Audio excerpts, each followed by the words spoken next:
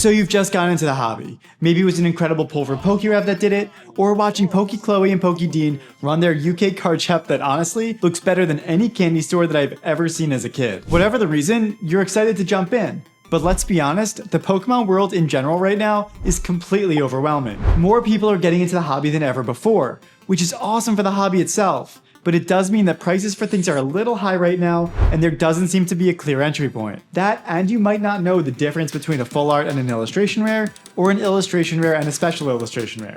This hobby can definitely be confusing, but it's so worthwhile once you get the hang of it. So that's what this video is for. I'll show you exactly how to get started collecting the Pokemon TCG in a way that'll feel fun, meaningful, and won't break the bank. Let's get into it. Okay, before we talk about any of the really fun stuff, we have to go over one of the absolute most important parts of the hobby that isn't discussed nearly enough: protecting your cards. You might not realize it, but you could be turning a $300 card you pull fresh out of a pack into a $200 card in a matter of seconds.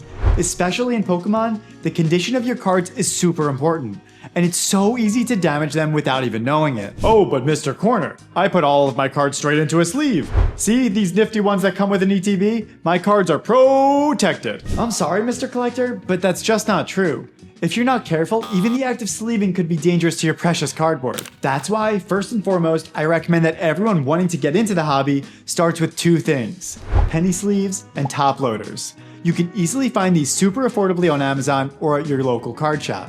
This combo makes it very difficult for even the clumsiest collectors to damage their cards. You always want to start with the penny sleeve first, which are soft and very unlikely to damage the corners and edges of your cards. Then you slide it into the top loader and you're good to go.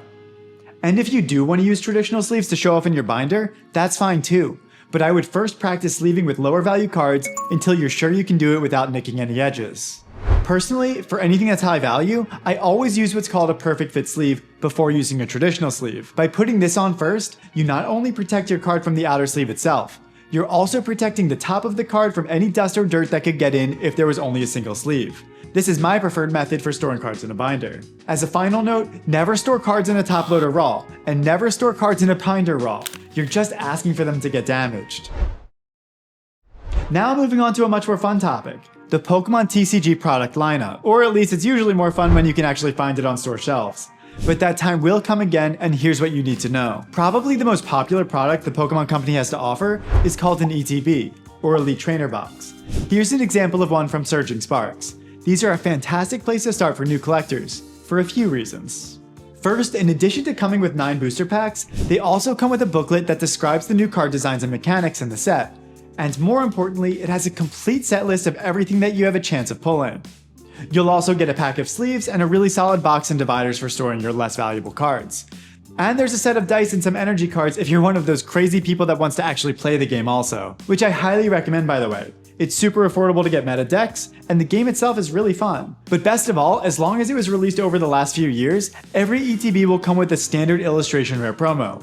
So it's impossible to walk away after opening one of these feeling like you got nothing. However, that feeling does drop off after the first one, since there's really no point in having multiples of all the supplies. That's why I typically stick to buying only one per set. Next up is booster bundles and booster boxes. These are the best way to buy individual packs in my opinion, because there's no filler. It's just packs. You get 6 packs in a bundle and 36 in a booster box. If you're looking to open a lot of product, this is the way to do it. There really is nothing like the feeling of sitting down with an entire booster box to crack with a friend or family member. It's always a memorable experience. And then there's collection boxes. These each come with a number of assorted booster packs, sometimes from the latest set and sometimes from multiple sets. And will also come with a standard set of promos. If you like the look of the promos, then these are a great option. But I still stick to getting just one of these personally, and that's only if I like the guaranteed hits. There are a ton of other products out there, but I think that covers what's most important for new collectors. Now, one last thing about sealed product. Before you buy anything from an online retailer, just look up the specific product's MSRP. There are a lot of resellers out there right now that are listing products for well above this amount, which you might or might not still be interested in given the markup. Okay, so that's sealed product. But what if you know the specific card you're after? In that case, the easiest way to get your hands on it would be to purchase the single. There are a couple of ways you can do this, but by far the easiest approach is to use an online marketplace like TCG Player if you live somewhere like North America, or Card Market if you're in the EU. This approach is super safe. You know exactly what you're gonna get, how much it'll cost, and have plenty of buyer protections in case something goes wrong with the order. For new collectors, this is your best bet. It doesn't matter that I've been in the hobby for over 2 decades, the feeling of placing an order and waiting for it to come in the mail is still something I just can't get enough of. The only thing you really have to watch out for on TCG Player is conditioning. Sometimes you'll order a near mint copy only to find it has a ton of edge wear and some scratches. In those cases, don't be afraid to contact the seller for a return. 99% of sellers are very nice and are happy to fix the issue. Then there are options like eBay and Facebook Marketplace, but I don't typically recommend these for new collectors because you have to do a lot more due diligence to make sure you know what you're getting and that you're being treated fairly. And finally, there's card shows. These can feel absolutely overwhelming when you first go to one, but they are also so much fun. You might find yourself spending a bit more than you intended, but the cards you take away are so much more valuable because you have an awesome memory attached to each one. Then, of course, you want a place to store your brand new collection, and you can't just go with the standard binder you find online, which is a great place to start. Just know that you should always go with side-loading zip-up binders, and avoid O-rings at all costs. They can seriously damage your cards. But thankfully, I don't have to make this section too long, because I already made an entire video about how to make your collection look as incredible as possible, which I'll also link down in the description. Let's talk now about the cards themselves. Even if you've never touched a Pokemon card in your life, chances are you'll recognize this one. The Charizard from Pokemon's first ever international base set release is the most famous card in the entire franchise. And while you may have seen ridiculous prices for this card before, don't worry, this isn't one of those. The copies that go for thousands are what's called first edition. So let's dive into that and every other component of the card. This symbol here is how you can tell a first edition card from a non-first edition or unlimited copy. The Pokemon Company kept this up for a few years in 1999 and the early 2000s, then discontinued them, making all cards printed now essentially the unlimited versions. Every card will tell you if the Pokemon is basic or an evolved form in the upper left, have the HP and typing in the upper right, and of course the text box that lists the Pokemon moves, all of which are important if you play the game. Here is where we would see the set symbol, which the base set ironically lacks. At the bottom of the card we can see a set number, which is very useful if you're looking up a certain version of a card that has multiple printings. And a rarity symbol, which can give you a hint of how difficult the card is to pull out of a booster pack. If you've been watching some Pokemon content lately, you may have noticed that cards today look a lot different than they did in 1999. And the truth is, it can get very confusing very fast. Depending on what year they're from, some are textured, some have rainbow foiling, some are full arts, some have weird symbols at the bottom, you name it. Thankfully, I do have an entire video that covers everything you need to know about every type of Pokemon card there is, which I'll also leave in the description. But I won't leave you hanging. Here's a super quick crash course on the Pokemon cards you're most likely to run into today.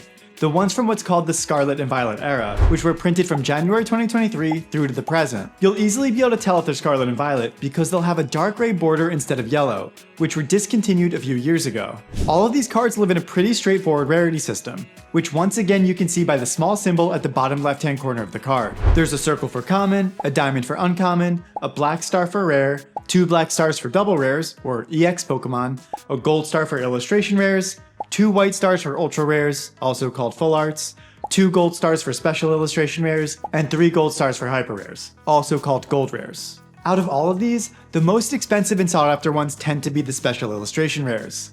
These are always going to be Pokemon EX and trainers, and if you pull something like this out of a booster pack, congrats, because you just hit big. Finally, there are Black Star promos, which have their own rarity symbol and are the cards that come included in ETBs and collection boxes. Each of these rarities has something to offer, and sometimes your favorite card in a set could be an ultra rare, and that's totally fine. Part of what makes this hobby so great is that everyone's taste is different, and so everyone's collection will ultimately be different. Now that you know the basics, you might be wondering exactly where you should begin. And the answer is gonna be different for everybody. I have a separate video that goes over all of my favorite tips for collecting Pokemon cards, which you can take a look at after this one.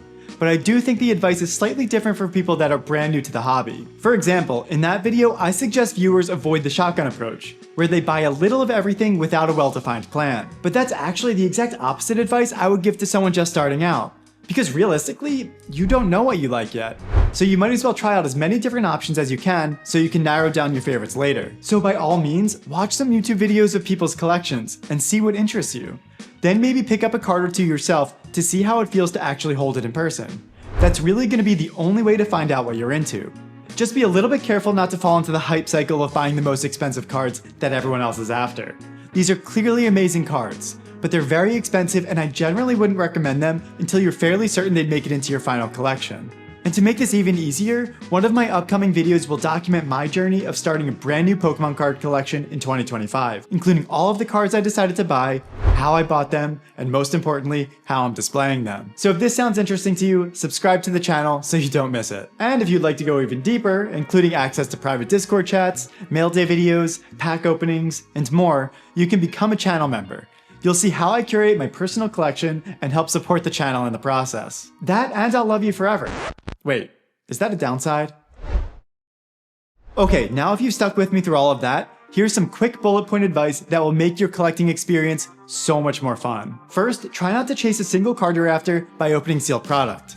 Sometimes the odds can be upwards of 1 in 1,000 packs to get a specific card. So if you know exactly what you want, your best bet is to go to TCG Player or eBay.